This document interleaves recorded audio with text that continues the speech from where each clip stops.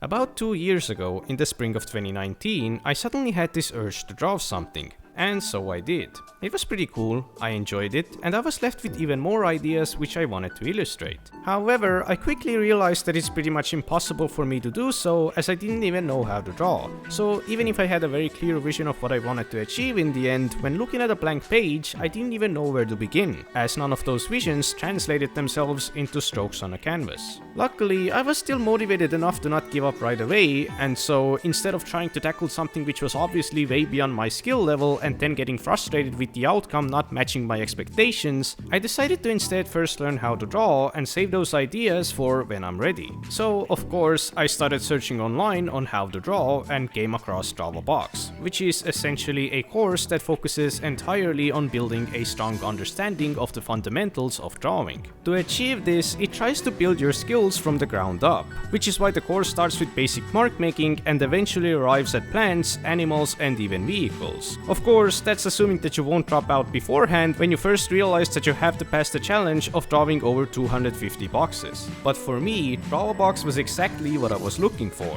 A structured approach aimed directly at building foundational skills of drawing instead of something like a series of tutorials that just show you how to draw some specific thing by following step-by-step instructions. The end goal of Drawabox is not about drawing pretty pictures, it's about maximizing the educational value of each exercise, and the same goes for all my drawings that I'll be showing in this video. Honestly, most of them are going to be pretty ugly, and as much as I would like to keep those ugly drawings for myself, I imagine that it's going to be much more valuable if I show you the entire process and all the failures that I had to go through to get to where I am now. At the end of every Drawabox lesson, there is a section for homework, which most of the time will ask you to fill a specific amount of pages with some specific exercise. And this is where the drawings that I'll be showing in this video come from. The homework for lesson 5, applying construction to animals, commands you to draw a total of 13 pages of animals. How many animals exactly a single page is supposed to contain is not really specified. You have to decide for yourself when you feel that a page is full enough. Although, from what I've seen, for this lesson, most people consider one page to be 1 to 3 drawings, which I think is completely fair. But since drawing animals, for me, is definitely something that I would like to improve at, I decided to take inspiration from the grindy challenges that Drawabox is famous for and create my own 50 animals challenge. So, without further ado, let's see how it went.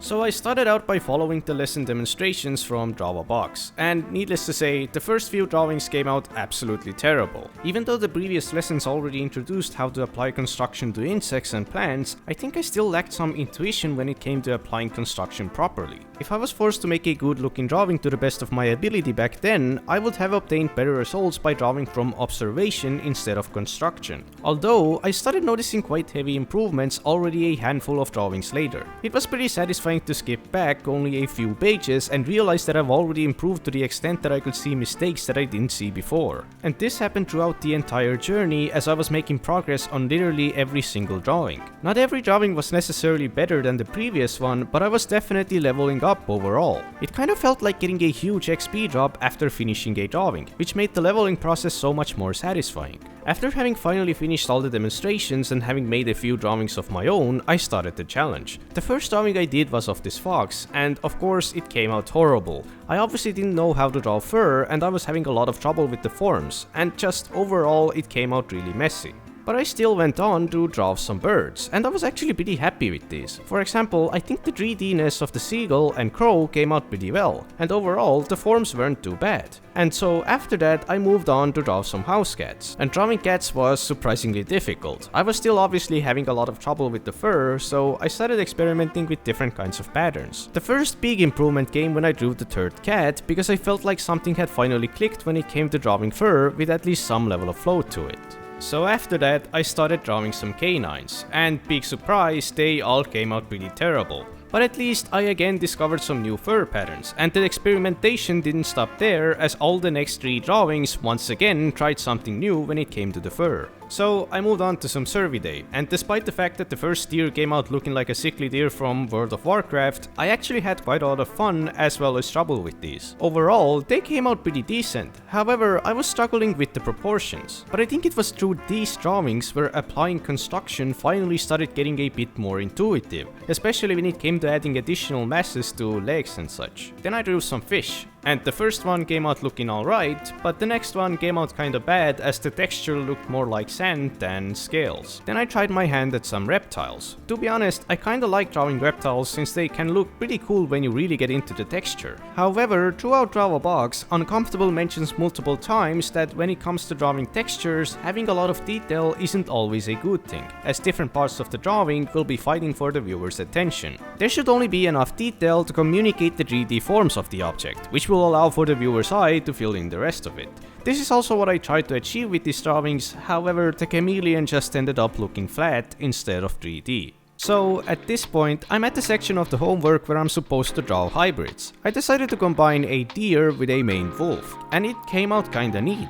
However, I was unsure how to communicate the long, smooth fur of maned wolves. I also drew this abomination, and lastly, I combined a cheetah with a wolf. And now comes the section where most of the following drawings are going to be pretty downhill, because I had a really long break from drawing and ended up getting really rusty. Which resulted in a pretty disproportionate drawing of a lion, another terrible fox drawing, a bird which I accidentally made flat by a bad texture decision, a panther drinking water, a complete failure of a melanistic serval, and not the best drawing of a painted dog. However, the next drawing of a woodpecker came out pretty well. I feel like the construction and texture are both pretty alright. I mean, the feet aren't the best, but I think the drawing overall just looks pretty nice. Then I attempted another painted dog, but sadly ended up failing at capturing the expression of the reference image. Then I failed at drawing a slow worm and decided to draw another bat instead. It was pretty interesting to compare this one to the one I drew in the beginning, which kind of made me curious about attempting another fox's head again, and I think it came out with pretty clear signs of improvement. However, it still ended up being rather difficult,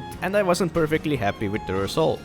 Also, as a side note, I know Uncomfortable said not to use checkered paper for your drawings, but I've been using a really old notebook as a sketchbook. And there are two reasons for this. One is that I ran out of paper and didn't bother going to the store to buy more, and the other is that I used to draw to this book during my childhood, which is why I decided to fill this book entirely with drawings as I progressed and learned. However, I still ended up going to the store and buying a proper sketchbook, but I didn't abandon the old one, as I decided to use the new one only for special, high quality drawings, where I focus on both improving my skills as well as making the drawings look good. So, one of the first drawings that ended up going to the new book was of this condor. And I was pretty surprised. It's not really anything amazing, but I didn't even think that I would already be capable of drawing something of this level already. It was definitely motivational to realize that I've obviously made a lot of progress since getting started. So after that, I went back to the old book and decided to draw a hairless cat, which ended up being quite challenging. I actually drew two of them. The second one was a bit hideous though. And then I went back to the new sketchbook and drew a goat. Then I drew a kangaroo and a cow.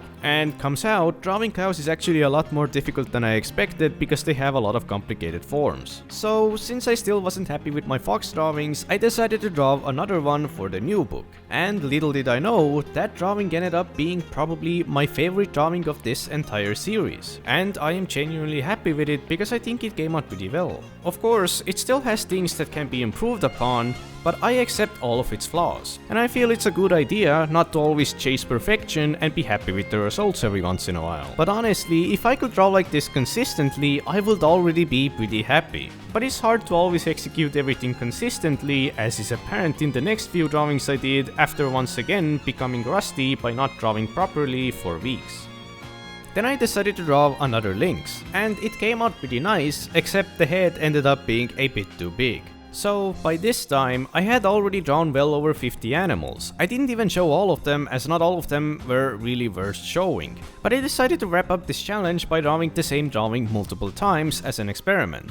Not really sure what happened to the snout the first two times, but the third one ended up being pretty decent already. So, to conclude this challenge, I decided to draw one final iteration.